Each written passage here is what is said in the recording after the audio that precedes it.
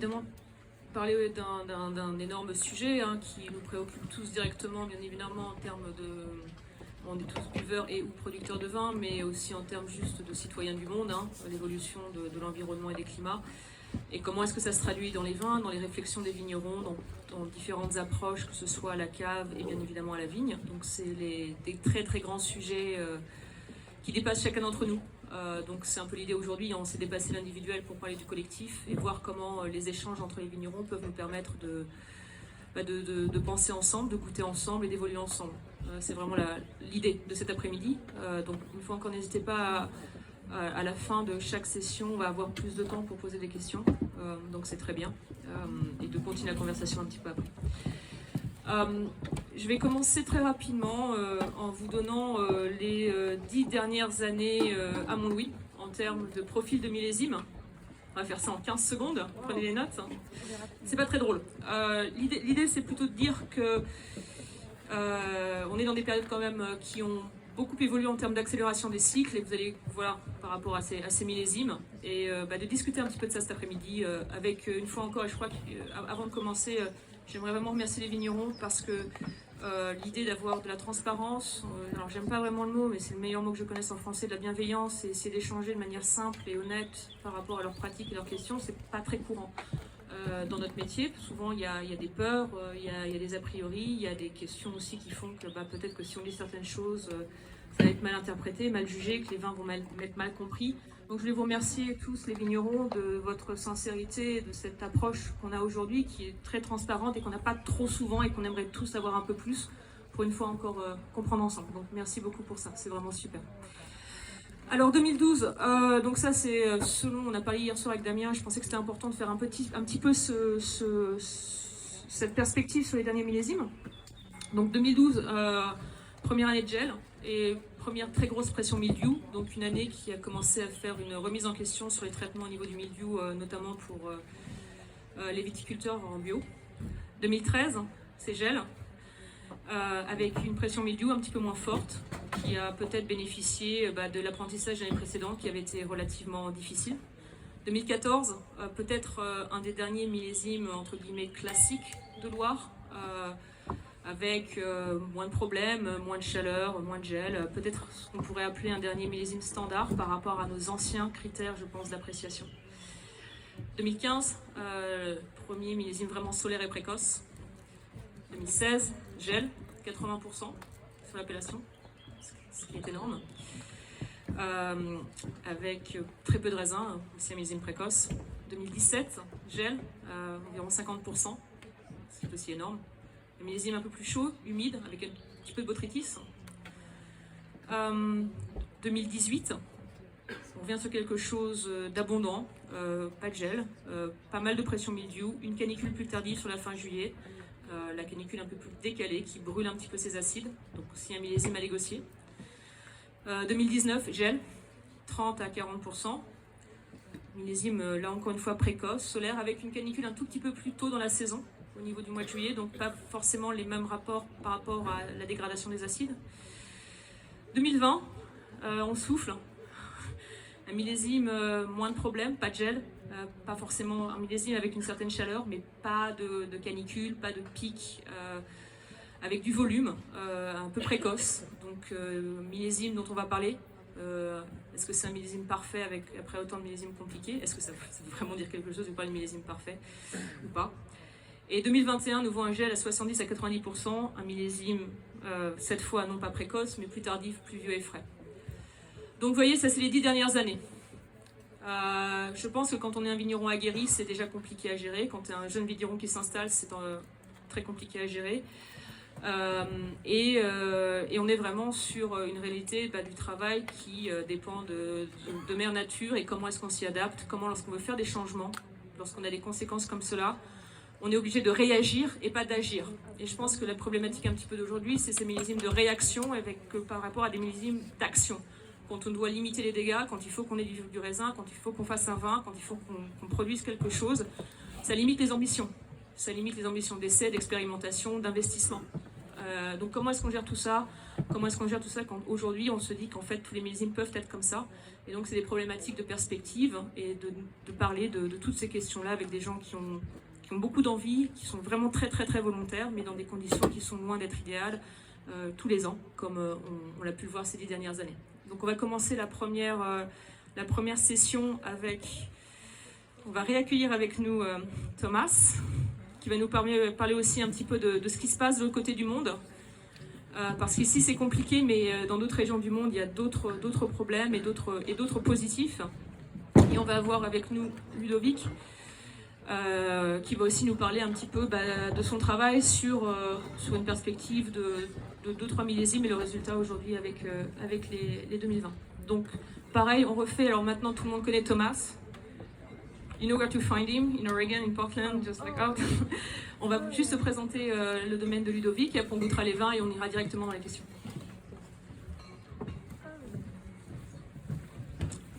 Bonjour à tous, j'espère que vous êtes en forme.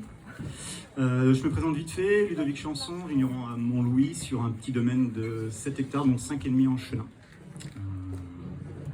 Donc on est là pour essayer d'illustrer le millésime parfait, à savoir 2020. Qui est loin d'être le millésime parfait, mais on essaie de le remettre en perspective par rapport à ce triptyque que Pascal nous a expliqué, 18, 19, 20, ok, il y a des nuances, mais globalement on doit en tirer une conclusion, c'est solaire, c'est riche et puissant. Donc on va essayer je vais vous raconter un petit peu, parce que je pense qu'il y a 2 axes principaux, qui va être la vigne et qui va être la vinif. Donc on peut peut-être démarrer sur la vigne. Donc historiquement, on a eu donc 12, 13 et 16 avec du gel, donc ce qu'on appelle, c'est une résultante du dérèglement climatique à mon avis. Donc que faire? Donc à Montlouis, on a essayé, c'était sympa, les hélicoptères, on a essayé les protections individuelles qui deviennent de plus en plus collectives, à savoir les éoliennes. C'est pas quelque chose qui me passionne globalement, donc j'ai essayé d'anticiper en amont en changeant la taille. Donc l'appellation nous a permis. Donc j'avais un petit peu anticipé, mais voilà, à partir de 2016, j'ai essayé de transformer tout mon vignoble et tailler ce qu'on appelle la baguette. Alors pourquoi la baguette? Dans un premier temps, c'était vraiment pour essayer de limiter cet effet gel. Et ça a marché. Par exemple, en 2007, j'ai fait des rendements qui étaient corrects par rapport à la situation critique. Pour vous expliquer rapidement, pardon, une baguette, la vigne va toujours pousser par l'extrémité. C'est-à-dire qu'elle va démarrer et c'est les bourgeons du haut de la baguette qui vont démarrer en premier et donc protéger les bourgeons qui sont en bas de la baguette. Ce qui fait qu'on peut éventuellement, alors il reste les poussiers qui eux peuvent cramer par le gel, mais on peut quand même canaliser un peu plus nos rendements. Deuxième conséquence de la baguette, c'était aussi pour augmenter nos rendements. On en a parlé ce matin un petit peu. Historiquement, on préparait notre vigne pour faire 30, 40, peut-être 50 hectos maximum. Alors ça marche très bien sur les millésimes comme 2013, à savoir que ça peut passer, sauf que pourquoi éventuellement se limiter à 30 hecto-hectares sur des millésimes comme 2018? Ou peut-être justement on a besoin d'équilibre, on a besoin d'un peu plus de jus, on a besoin un peu plus de... Donc c'était une démarche aussi à ce niveau-là. Troisième et dernier intérêt sur la baguette, c'est que en tout cas moi j'ai très mal taillé pendant longtemps. Donc on s'est remis en formation, on a réfléchi à différemment et ça permet de restructurer le vignoble, refaire des chemins de sève intéressants. Et on a besoin de la baguette pour assurer un minimum de récolte, sachant qu'on va sacrifier quelques poussiers pour pouvoir reformer la plante. Ça c'était la vigne. Alors, donc en 2017, ça marchait très bien, et on se rend compte que sur nos sols pauvres, la gestion d'enherbement devient quand même maintenant critique. Au début, on a une image où il faut beaucoup d'herbe pour que ce soit joli, etc. Mais on se rend compte quand même qu'il nous faut aussi des vignes en bonne santé, des vignes en grosse production. Donc la gestion de son enherbement va être primordiale pour les vinifications futures. On en a parlé un peu ce matin, c'est-à-dire azote assimilable, c'est-à-dire des vignes avec de la vigueur, etc., etc.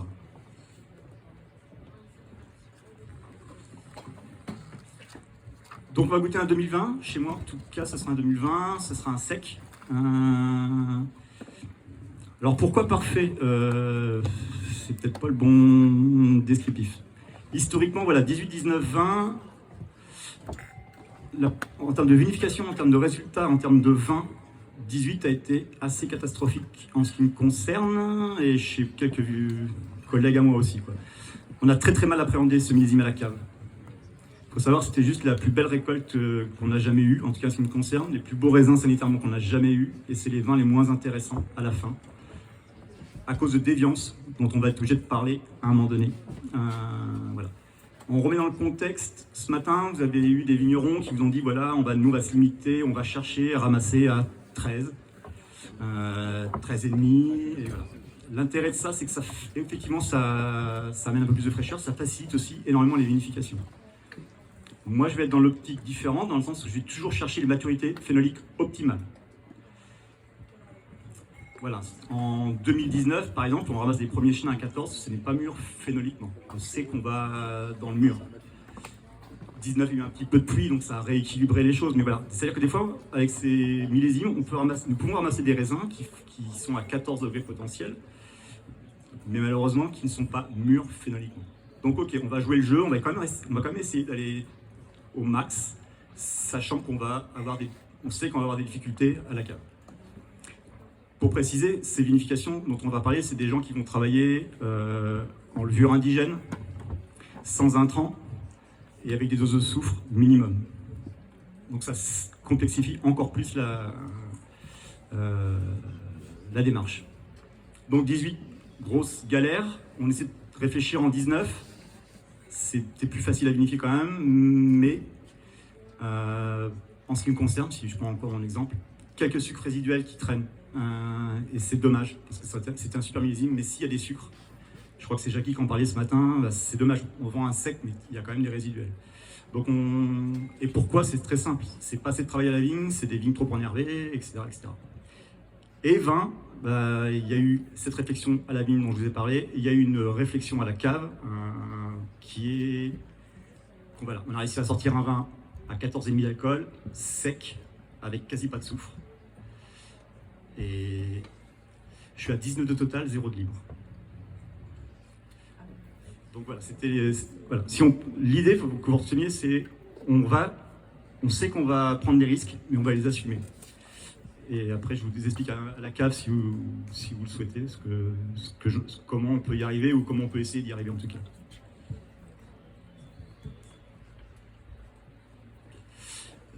Donc, ça joue à la vigne, vous avez compris. À la cave, donc c'est des raisins qui sont ramassés en petites caisses de 15 kg, que le matin, quand il fait très chaud, bien sûr. Et c'est des caisses qu'on va stocker en cave troglodytique pendant 2 heures, 4 heures maximum, histoire de rabaisser les raisins si besoin. Charger le pressoir, c'est des jus qui sont pressés, débourbés beaucoup plus tôt que d'habitude, pour 2 raisons principales. La première, c'est pour ne pas trop éclaircir les vins, avoir un petit peu de matière, ça peut éventuellement faciliter la future fermentation, et aussi pour éviter tout ce qui est arômes non désirés, à savoir des acétates d'éthyle, donc ce côté un petit peu des fois qu'on peut avoir vernis à ongles, colle à maquette. Ça, c'est un vin qui fait essentiellement en barrique. Donc c'est 18 heures maximum, on débourbe et on envoie directement en barrique. Et c'est des vins qui vont être vinifiés pendant 1 an sur lit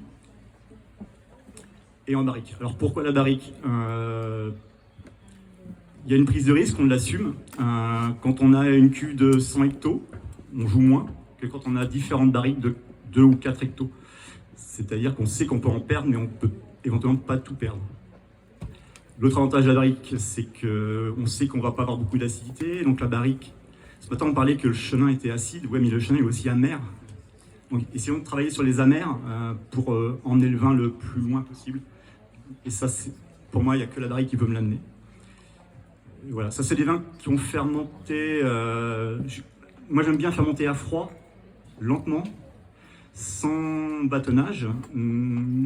Mais surtout régulièrement. Et en 19, ça s'est bloqué, et je veux plus que ça se bloque. Donc la nouveauté pour moi, c'est d'avoir chaque barrique avec un contrôle de température précis, à savoir 16 degrés tout le long de la fermentation.